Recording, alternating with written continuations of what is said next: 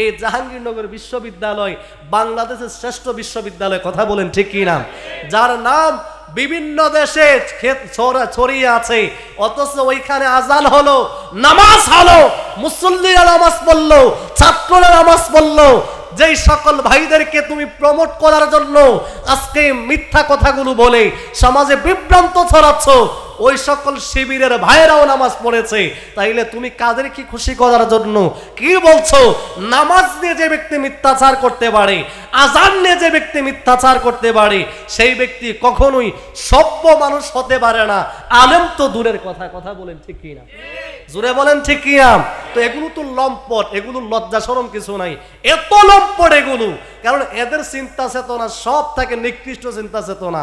আলেম হলে তো জেহালতপূর্ণ কথা বলতে পারতো না, আলেম হলে তাদের চিন্তা ভাবনা থাকতো উৎকৃষ্ট কথাবার্তা।